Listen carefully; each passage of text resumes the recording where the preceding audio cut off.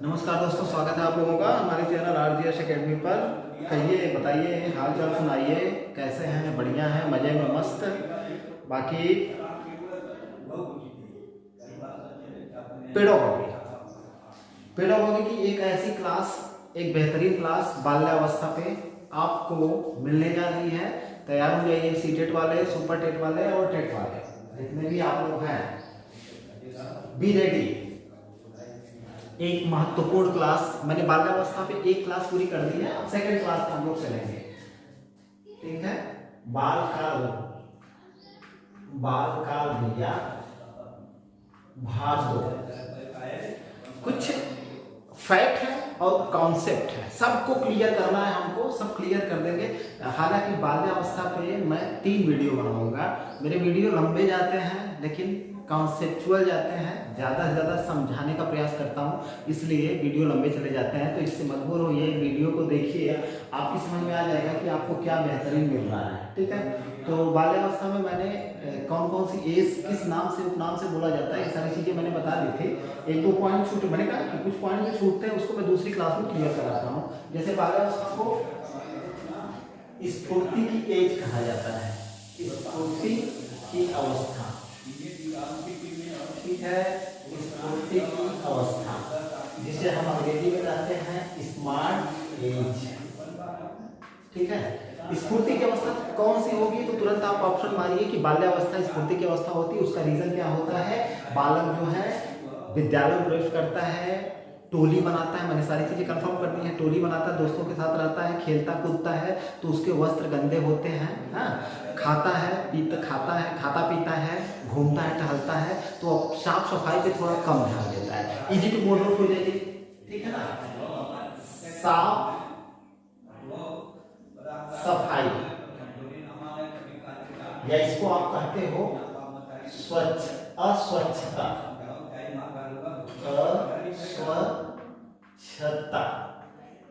Easy to moderate. अस्वच्छता की अवस्था कौन सी है, या साफ सफाई पर ध्यान न देने की अवस्था कौन सी है? तुरंत ऑप्शन मारिए, बाल्यावस्था है, ठीक है। कौन सी अवस्था है? बाल्यावस्था है। स्मार्ट एज कौन सी है? स्फूर्ति की अवस्था कौन सी है? बाल्यावस्था है, ठीक है।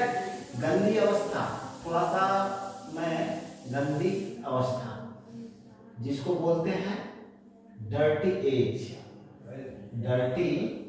एज, ठीक है। स्फूर्ति की अवस्था देखिए, थोड़ा सा जो कॉन्सेप्ट था इधर उधर हो गया, सॉरी इसके लिए। स्फूर्ति का मतलब क्या होता है? स्फूर्ति का मतलब ये होता है कि आप लोग देखते होंगे कि बालक जो होता है वो हर समय चंचल प्रवृत्ति का होता है, हर समय कुछ ना कुछ करता रहता है। दूसरी बात यह है कि टोली में खेल के समूह में प्रवेश करता है, टोली अपना बनाता है, हम दोस्तों के साथ रहता है, तो होता क्या है कि वह खेलता है, ठीक है, खाना खाता है, वगैरह वगैरह सारी क्रियाकलाप करता है। तो उसमें जो है एक चीज कंफर्म है कि यही जो अवस्था होती है, स्मार्ट एज जो होती है, स्मार्ट एज सबसे महत्वपूर्ण भूमिका निभाती है बाल्यावस्था में, ठीक है ना।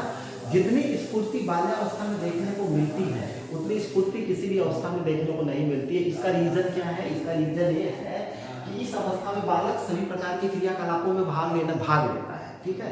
बाद में बाल्यावस्था जैसे किशोरावस्था में प्रवेश करता है तो चूजी हो जाता है, मतलब वो चुनाव करता है। उसके जो खेल के दायरे होते हैं, उसके जो क्रियाकलाप के जो दायरे होते हैं वो सीमित हो जाते हैं, ठीक है।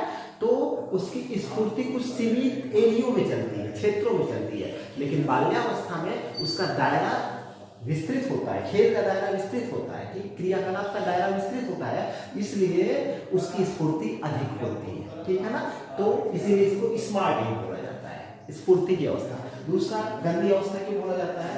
कि वह हर समय खेल कूद में मग्न रहता है, ठीक है, दोस्तों के साथ घूमता फिरता है और थोड़ा अपने वस्त्रों के प्रति लापरवाह भी होता है, ठीक है, वस्त्र उसके ज़्यादा गंदे होते हैं, तो इसलिए इसको गंदी अवस्था बोला जाता है, ठीक है।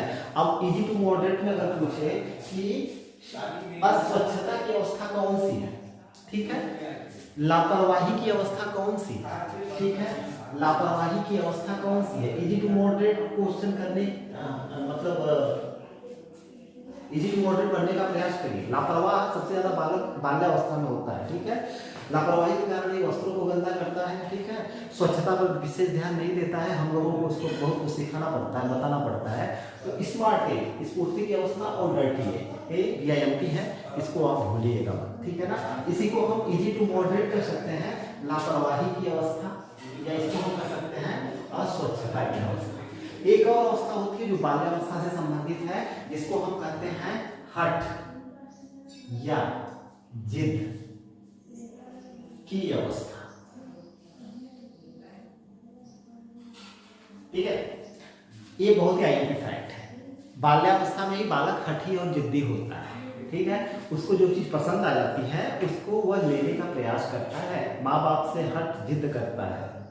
शैशवावस्था में भी करता है, लेकिन शैशवावस्था में कम करता है बाल्यावस्था की अपेक्षा, ठीक है। मेरा ही एक लड़का है, उसको जब मतलब जिस चीज़ की जिद कर दिया उसको चाहिए ही चाहिए। हालांकि ये मतलब अच्छी बात नहीं है, सारी चीज़ों को, सारी ज़रूरतों को आप नहीं पूरा कर सकते, ना तो पूरा करना प्रासंगिक ही है।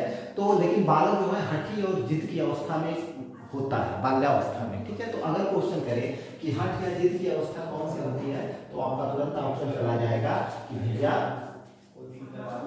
बाल्यावस्था, ठीक है ना। तो 1 2 3 फैक्ट जो पीछे मुझे बताने चाहिए थे उसको मैंने यहाँ पे बता दिया है, इसको आप याद करके रखोगे, यहाँ से क्वेश्चन बनते हैं। अब हम चलते हैं बालक के, अच्छा, शारीरिक और मानसिक विकास की बात करें तो शारीरिक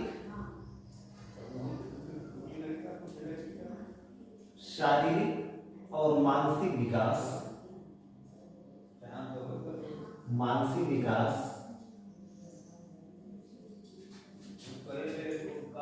तीव्रता व दृढ़ता के साथ होता है,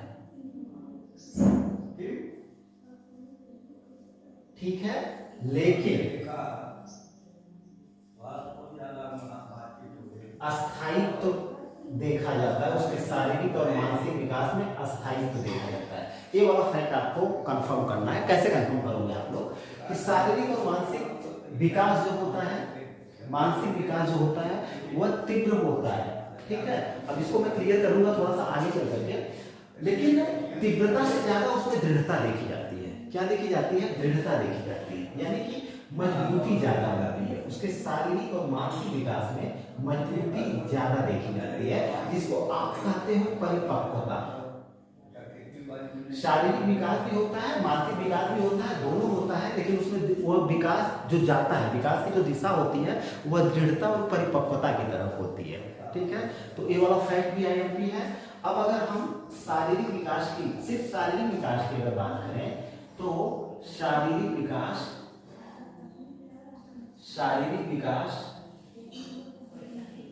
6 से 9 वर्ष में तीव्र रहता है। अब यहाँ एकदम कंफर्म हो गया। और 9 से 12 वर्ष में, 9 से 12 वर्ष में मंद होता है, लेकिन दृढ़ता आती है या मजबूती आती है। ये वाला फैक्ट आपके लिए IMP है। देखिए क्या बोल रहा है कि शारीरिक विकास जो होता है, इसको आप याद करके रखोगे, ठीक है। तो शारीरिक विकास जो होता है वह 6 से, क्योंकि 2 भागों में बांटा गया, मैंने पहले ही बता दिया है, ठीक है। 0 से 6, 6 से 9 साल और 9 से 12 साल, ठीक है, मैंने बताया है संचय काल और परिपाक काल। तो ये जो 6 से 9 वर्ष की अवस्था है, इसमें शारीरिक विकास क्या होता है? तीव्र होता है, इसको आप याद करके रखोगे। और 9 से 12 वर्ष में शारीरिक विकास इसकी अपेक्षा मंद गति से होता है, ठीक है। लेकिन इसकी विशेषता क्या है कि शारीरिक विकास में दृढ़ता और मजबूती आती है। मांसपेशियों, हड्डियों में क्या होता है? इजी टू मॉडरेट हो जाएगी। जो मांसपेशियां होती है, कह सकते हैं दूसरे भाषा में, जो मांसपेशियां होती हैं, हड्डियां होती हैं, यानी अस्थियां होती हैं, या हम कह सकते हैं कि जो शारीरिक अंग होते हैं उनका जो है, उनमें मजबूती और दृढ़ता कब आती है? तो तुरंत ऑप्शन मारिएगा बाल्यावस्था में। अगर उसमें ऑप्शन दे रखा है कि संचय काल में कि परिपाक काल में, तो तुरंत आपका ऑप्शन जाएगा भैया परिपाक काल में, परिपाक काल में, ठीक है। इतने फैक्ट क्लियर हो गए होंगे मेरी समझ से, कोई दिक्कत नहीं होगी। हाँ, क्वेश्चन को इजी टू मॉडरेट पढ़ने की कोशिश करिए, ठीक है। तो सारे कॉन्सेप्ट भी क्लियर रहेंगे और दिक्कत भी नहीं होगी कहीं पर भी आपको।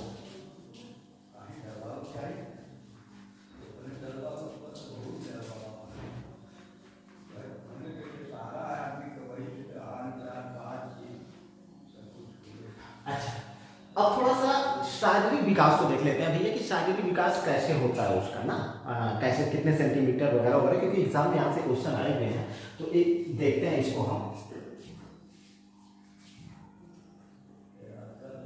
बाल्यावस्था में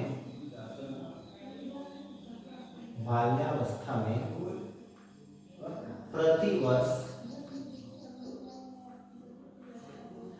5 से 7 सेंटीमीटर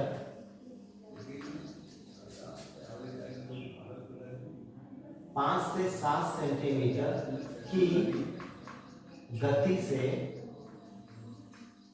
लंबाई बढ़ती है।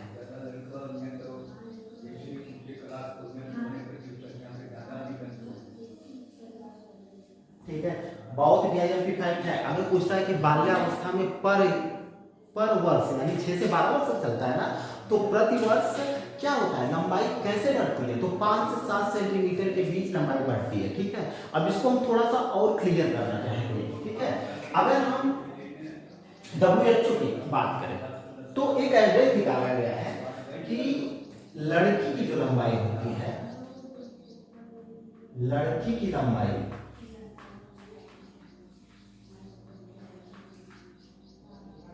प्रतिवर्ष 5 से 6 सेंटीमीटर की गति से बढ़ती है, और लड़के की लंबाई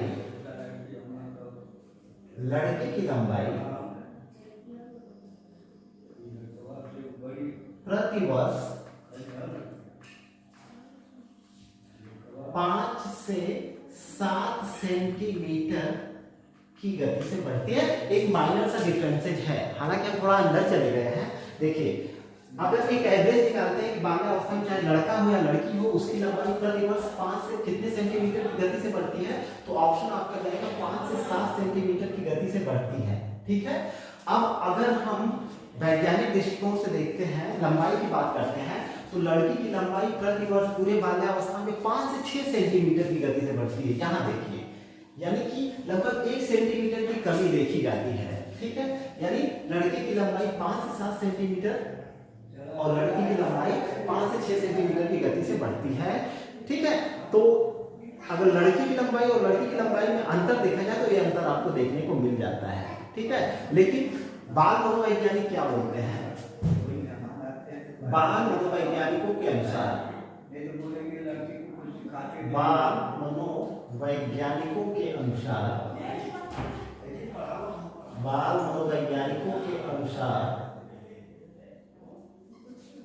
पूरे बाल्यावस्था में लड़की की लंबाई लड़के से अधिक होती है। ठीक है ना, बाल मनोवैज्ञानिकों के अनुसार पूरे बाल्यावस्था में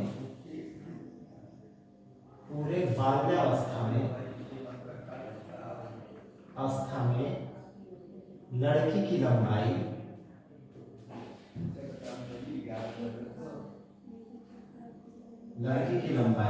लड़के की लंबाई से अधिक होती है।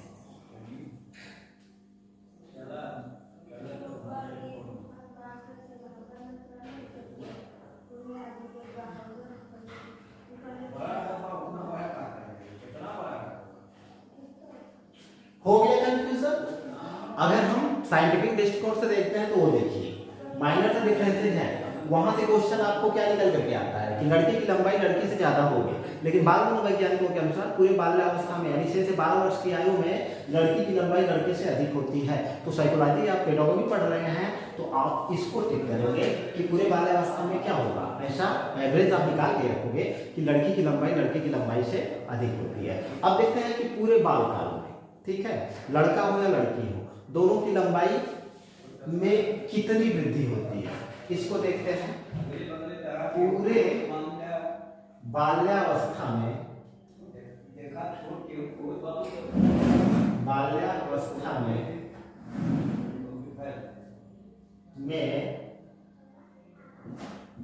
बालक या बालिका चाहे बालक हो या बालिका हो की लंबाई में औसतन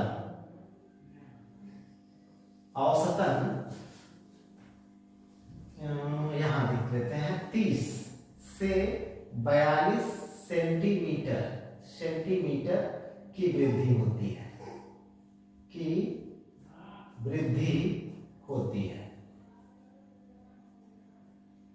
ठीक है, तो एवरेज यही निकाला गया है कि पूरे बाल्यावस्था के दौरान चाहे बालक हो चाहे बालिका हो उसकी लंबाई एवरेज कितनी बढ़ जाती है 6 से 12 वर्ष की अवस्था में, पूरे संचय काल परिपाक काल दोनों की बात हो रही है, तो आपका ऑप्शन जाएगा भैया 30 से 42 सेंटीमीटर तक की लंबाई बढ़ जाती है।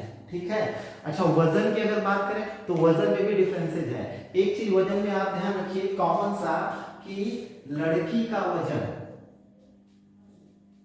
लड़के की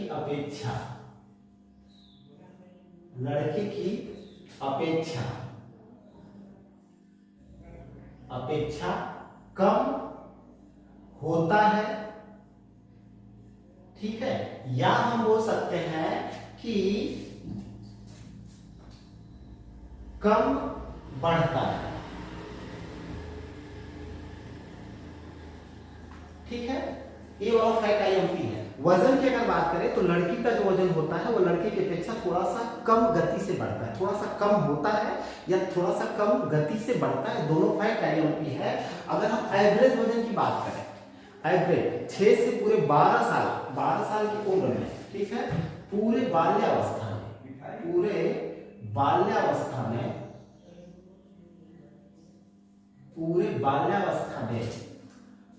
एवरेज वजन प्रति वर्ष कितना बढ़ना चाहिए, तो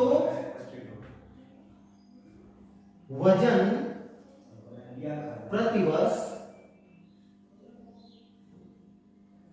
2.5 से 3 केजी की गति से बढ़ता है। ठीक है, आईएमपी फैक्ट है, इसको भी आपको याद करके रखना है कि बालक हो चाहे बालिका हो तो थोड़ी सी कम जरूर होती है, लड़की की तो कम ही होगी, तो लेकिन अगर एवरेज निकाला जाए लड़के और लड़की दोनों की, तो क्या एवरेज निकल कर सामने आता है 2.5 किलो से लेकर के 3 किलो तक की गति से क्या होता है, वजन बढ़ता है। यानी कब, प्रति वर्ष ऐसे वजन बढ़ना चाहिए। तो हमने लंबाई देख ली। अस्थियों की बात करें, चलिए अस्थियों की बात हम यहां कर लेते हैं। ठीक है, अस्थियां तो पूरे बाल्यावस्था में कितनी अस्थियां विकसित हो जाती हैं बालक के अंदर। ठीक है, इसको देखते हैं। तो अस्थियां लगभग 350, इसको आप याद करके रखोगे। बाल्यकाल में अस्थियों की कुल संख्या कितनी होती है, तुरंत ऑप्शन मारेंगे आप, 350 होती है। ठीक है, शैशवावस्था में मैंने बताया था कितनी होती है, पीछे का वीडियो देखिए। और बाल्यावस्था में किशोरावस्था में जाते जाते हड्डियों की संख्या नॉर्मली क्या हो जाती है, वही 260 के करीब। तो अस्थियां इस समय कितनी होती है, 350 अस्थियां होती है। ठीक है, धड़कन की बात करें, धड़कन मैंने पढ़ाया हुआ था। हृदय की गति की बात करें, अगर धड़कन की बात करी जाए तो प्रति मिनट कैसे धड़कता है, तो ये माना जाता है 100, यानी कि 1 मिनट में 100 बार धड़कता है। ठीक है, तो धड़कन पूछेगा तो भैया 1 मिनट में 100 बार धड़कता है। ठीक है, दांतों की संख्या, ठीक है, बाल्यावस्था में ये अस्थायी दांत आ जाते हैं, तो बाल्यावस्था में लेकिन अगर एक एवरेज निकाला जाए तो बाल्यावस्था में अस्थायी दांतों की संख्या कितनी हो जाती है, अस्थायी दांतों की संख्या की अगर बात करें तो 27 से 28 दांत निकल जाते हैं। ठीक है, धड़कन 100, दांत 27 से 28। ठीक है, और अस्थियां कितनी, 350। मैंने यहाँ पे सारी चीजें लंबाई सब बता दिया है। मैंने लड़की की लंबाई और लड़के की लंबाई को अलग अलग ढंग से बता दिया है, इजी टू मॉडरेट बताने की कोशिश करी है, फैक्ट को ज्यादा बताने की कोशिश करी है। सारी चीजें यहाँ पे मैंने क्लियर कर दी है, एवरेज लंबाई प्रति वर्ष और पूरे बाल्यावस्था के दौरान। ये सब फैक्ट आपके लिए आईएमपी है, इसको आपको याद करके रखना है। चलिए फिर कुछ अगले फैक्ट की तरफ चलते हैं। बाल्यावस्था में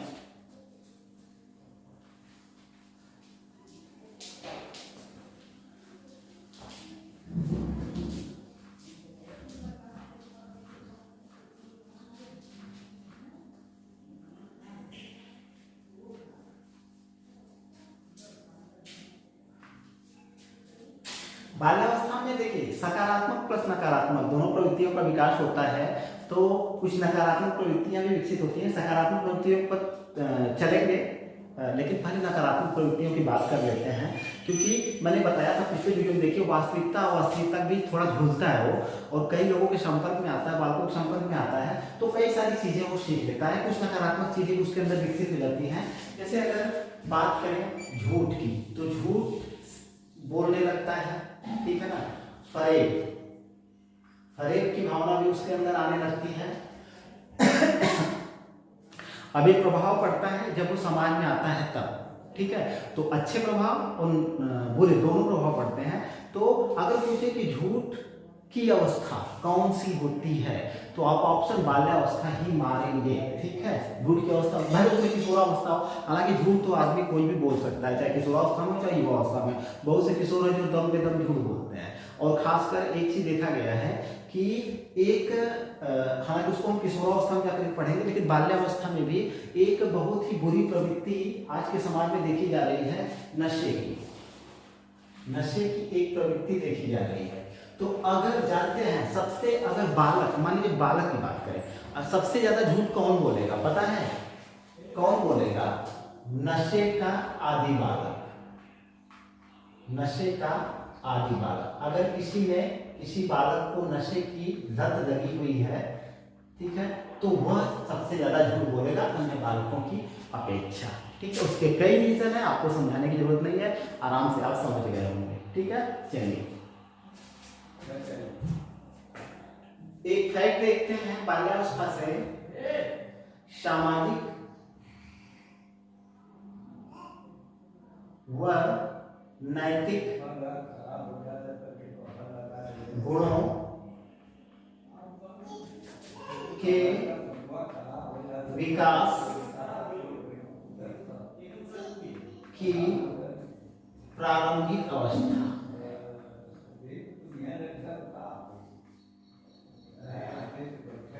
प्रारंभिक अवस्था क्या, चाहे कोई भी अवस्था है। अगर कहे कि सामाजिकता और नैतिकता का विकास बालक के अंदर कब होता है, किस अवस्था में होता है, तुरंत आप बाल्यावस्था को आरंभिक पूछे, चाहे जैसे भी पूछे बाल्यावस्था को आप मानेंगे, क्योंकि शैशवावस्था के दौरान नहीं होता है, ऐसा माना जाता है। क्योंकि शिशु जो है अभी आत्म केंद्रित होता है, बाह्य केंद्रित नहीं होता है, मतलब बाहरी लोगों के संपर्क में, बाह्य वातावरण संपर्क में नहीं आ पाता है उतना।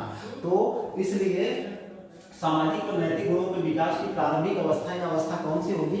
ऑप्शन आपका जाएगा बाल्यावस्था। इसका रीजन क्या है कि बालक जो है बाहरी वातावरण के संपर्क में आता है, स्कूल जाता है, विद्यालय जाता है, टोली बनाता है, समूह बनाता है, तमाम तरह के खेल खेलता है, तमाम सब तरह के क्रियाकलाप में भाग लेता है।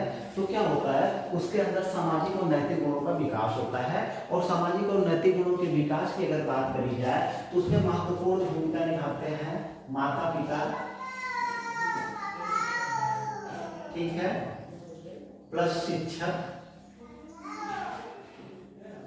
ठीक है, प्लस रिश्तेदार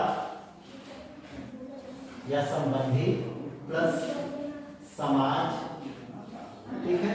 ये लोग मेन होते हैं, ठीक है। और बच्चे की, बालक की आरंभिक शिक्षक, मतलब शुरुआती शिक्षक कौन होता है? तो सीधे सीधे ऑप्शन जाएगा माता, इसके बाद ही पिता पर आपका ऑप्शन जाएगा। तो ये लोग क्या करते हैं, इसके नैतिक और सामाजिक, ठीक है, कई सामाजिक और नैतिक क्या होते हैं? गुण होते हैं। क्या होते हैं? गुण होते हैं, मानदंड होते हैं, ठीक है। इनका जो है विकास इसी अवस्था में शुरू हो जाता है, ठीक है। तो इस फैक्ट को आपको क्लियर करके रखना है कि सामाजिक और नैतिक विकास कब शुरू होता है, तुरंत ऑप्शन मारिए बाल्यावस्था में। और इसका रीजन क्या है और कौन से लोग हैं जो सहयोग देते हैं? तो यही लोग हैं, ठीक है। तो चलिए ये वाला फैक्ट क्लियर हो गया। कुछ फैक्ट और देखते हैं, ठीक है ना।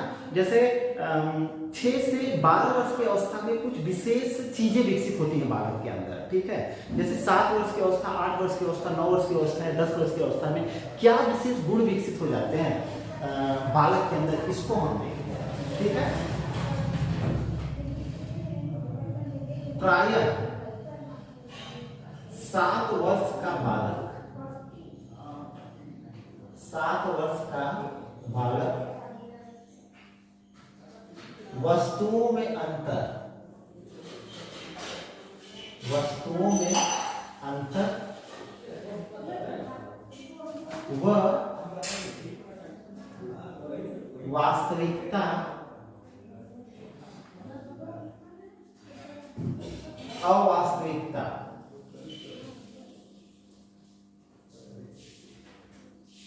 के बीच अंतर करने लगता है।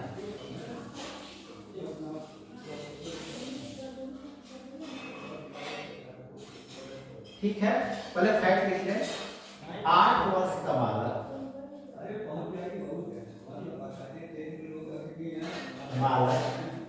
कहा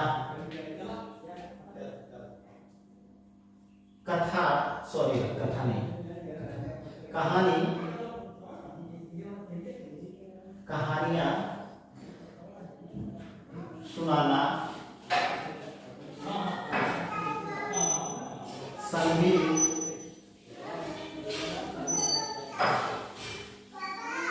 सुनाना, पहेलियां बुझाना आदि, ठीक है, आदि कार्य करने लगता है, ठीक है। 9 वर्ष का बालक देखें, 9 वर्ष का बालक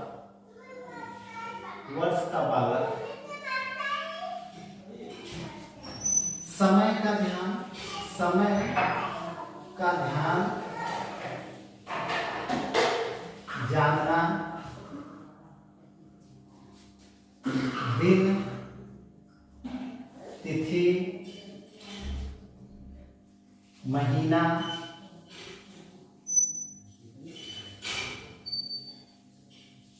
आदि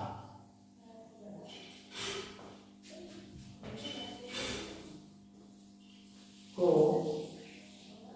जानने लगता है।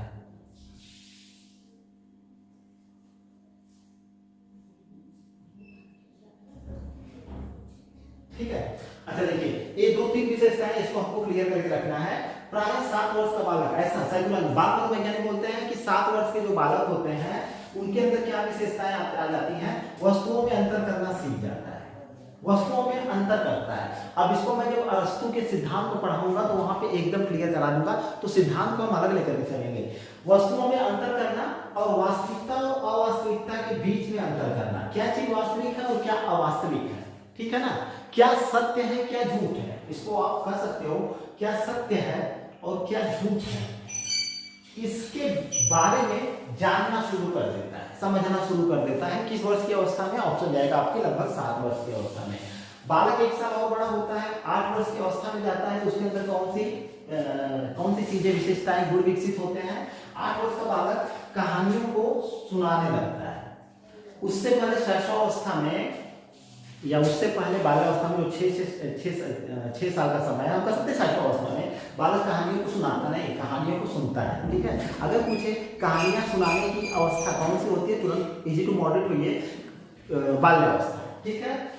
संगीत सुनाने की अवस्था कौन सी होती है? तुरंत ऑप्शन मारिए बाल्यावस्था, क्योंकि इसी समय ये सब चीजों का, इन गुणों का विकास होना लगता है। पहेलियां बुझाना, ऐसे काम करना कब शुरू करता है, पहेलियां बुझाने का काम कब शुरू कर देता है? तो बाल्यावस्था में, ठीक है। तो ये सब ऑप्शन अगर आते हैं तो आप इजी टू मॉडरेट होकर के इसको आराम से मारिएगा। ये माना जाता है कि 9 वर्ष का जब बालक हो जाता है तो उसको तिथि महीने दिन दिनांक वगैरह की भली भांति जानकारी हो जाती है, वह समय को जानने पहचानने लगता है। तो समय को जानने पहचानने, ठीक है, इजी टू मॉडरेट बनेगा ना, इजी टू मॉडरेट होइए। समय को जानने पहचानने की अवस्था कौन सी होती है? प्रारंभिक अवस्था या अवस्था? तो आप देखिए आपका ऑप्शन जाएगा बाल्यावस्था, क्योंकि समय का ध्यान रखना वो सीख जाता है। क्यों, स्कूल जाना होता है, उसको पता होता है कि नहीं 8 बजे मुझे स्कूल जाना है, ठीक है ना, तो उसको समय का ज्ञान होगा। यानी घड़ी देखना, घड़ी को देखना कब आरंभ कर देता है, माना जाता है घड़ी देखना आरंभ करता है बालक 9वें वर्ष में। ये साइकोलॉजिस्ट की बात हो गई। हालांकि बहुत से अपवाद होते हैं, 5-6 वर्ष का बालक भी घड़ी देख करके स्कूल जाने लगता है, वो अलग चीजें हैं, लेकिन एक एवरेज निकाल करके हम चलते हैं। अब साइकोलॉजिकल दृष्टिकोण से भी देखते हैं तो ये स्थिति होती है। दिन तिथि महीने रात के बारे में जानकारी या जानना शुरू कर देता है वो कब, 9 वर्ष की अवस्था, ठीक है। और 10, 11, 12 वर्ष की अवस्था तक जाते जाते बालक मतलब किशोरावस्था के प्रारंभ से पहले, ठीक है, 6 से 12 यानी 9 वर्ष के बाद 10, 11, 12 की अगर हम बात करें तो 10 वर्ष हम इसमें डिवाइडेशन नहीं करेंगे। 11 और 12 वर्ष की जो अवस्था होती है, इस अवस्था में बालक के अंदर अधिक से अधिक जो है वस्तुओं का, ठीक है ना, बहुत सी वस्तुओं का ज्ञान उसको हो जाता है, ठीक है। और सत्य का, नैतिकता का, ठीक है, आचरण का, बहुत सी चीजें हैं इसमें, बहुत सी चीजें जोड़ सकते हो। हालांकि इसको मैं अलग से पढ़ाना चाहता हूं। तो 10, 11, 12 वर्ष की अवस्था में बालक को अधिकतर वस्तुओं की जानकारी हो जाती है।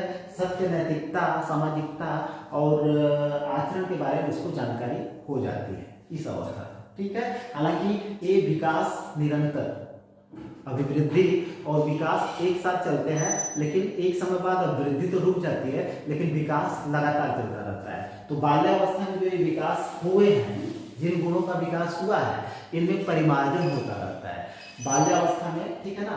तो बाल्यावस्था में हुए गुणों का, विकसित गुण जो होते हैं, इनका परिमार्जन किशोरावस्था में होता है, ठीक है।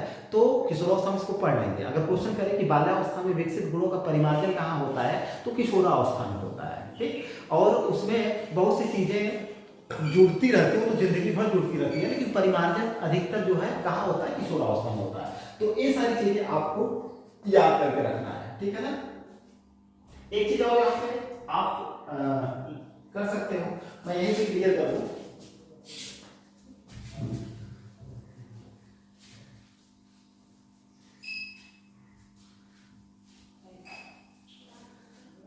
देखिए, आत्मनिर्भरता की अवस्था, आत्मनिर्भरता की अवस्था,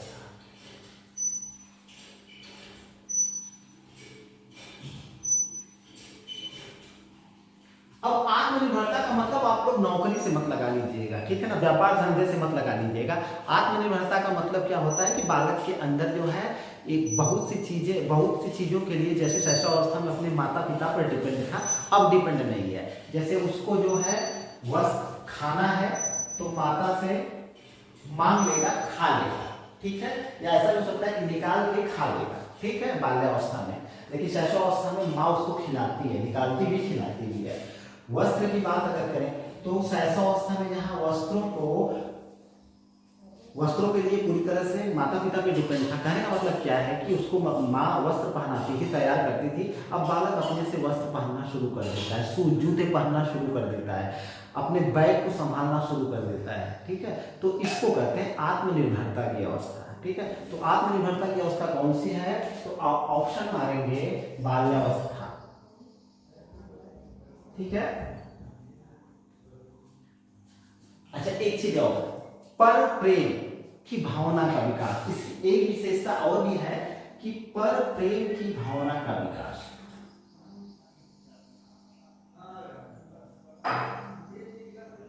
भावना का विकास। देखिए, अक्सर शैशवावस्था में जो होता है, बालक में स्वप्रेम की भावना होती है। क्या होती है? स्वप्रेम। वह आत्म केंद्रित व्यवहार करता है, ठीक है। क्या होती है? स्वप्रेम होती है और आत्म केंद्रित होता है। लेकिन बाल्यावस्था में बालक में पर प्रेम की भावना विकसित होती है और उसका व्यवहार जो होता है वो बाह्य केंद्रित हो जाता है, इसका रीजन क्या है कि बालक अनेक लोगों के संपर्क में आता है, समाज के संपर्क में आता है, ठीक है ना, परिवार से बाहर निकलता है, समाज के संपर्क में आता है, स्कूल जाने लगता है तो वहां पे दोस्तों के संपर्क में आता है, पड़ोस में निकलता है तो वहां से लोगों के संपर्क में आता है, ठीक है। तो ऐसे उसका जो है बाह्य वातावरण के संपर्क में जब आता है तो उसके अंदर उसका जो व्यवहार हो जाता है, जो पहले शैशवावस्था में आत्म केंद्रित था वो बाह्य केंद्रित हो जाता है। क्या हो जाता है? बाह्य केंद्रित। तो बाह्य केंद्रित व्यवहार की अवस्था कौन सी होगी? प्रारंभिक अवस्था बाल्यावस्था होगी, या पर प्रेम की भावना का जो विकास होता है या पर प्रेम की भावना की अवस्था कौन सी होगी? बाल्यावस्था, क्योंकि वहीं से शुरुआत होती है। पहले बालक अपने आप में मग्न रहता है, शैशवावस्था में अपने आप को जानता था, अपने आप में मग्न रहता था, ठीक है। लेकिन अब जो है बालक अपने साथ साथ दूसरी चीजों को भी जानना, दूसरे लोगों के व्यवहार और दूसरे लोगों से प्रभावित भी होने लगता है, दूसरे लोगों से प्रेम भी करने लगता है, ठीक है। तो जो स्व प्रेम की भावना थी वो पर प्रेम में ही बदल जाती है। माता पिता के साथ साथ बाहर के लोगों से भी वह प्रेम करना सीख जाता है और बाह्य केंद्रित व्यवहार करना सीख जाता है। तो बहुत ही अहम फैक्ट है, इन सब चीजों को आपको याद करके रखना है, ठीक है।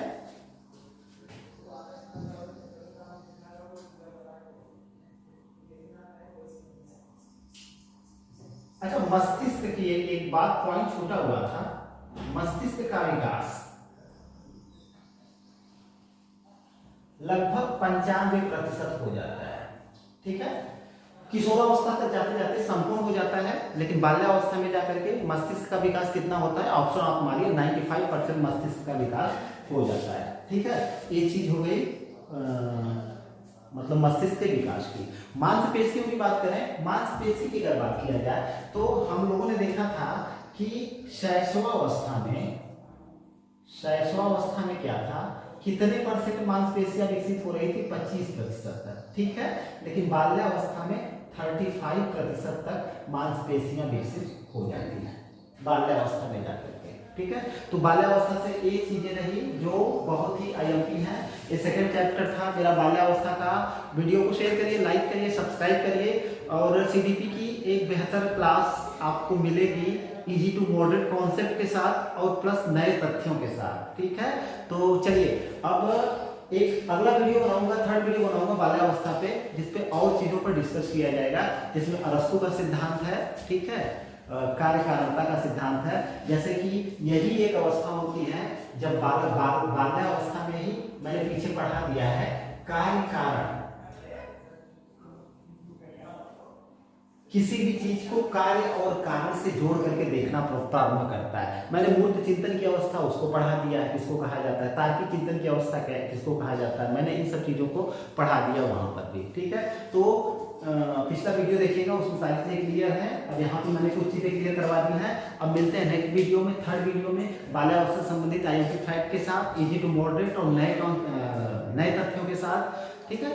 फिलहाल वीडियो देखने के लिए बहुत बहुत धन्यवाद। यार शेयर करो, लाइक करिए, सब्सक्राइब करिए और चैनल को आगे बढ़ाइए, ठीक है, ताकि जल्दी मैं लाइव क्लास शुरू करूँ, ठीक है। धन्यवाद।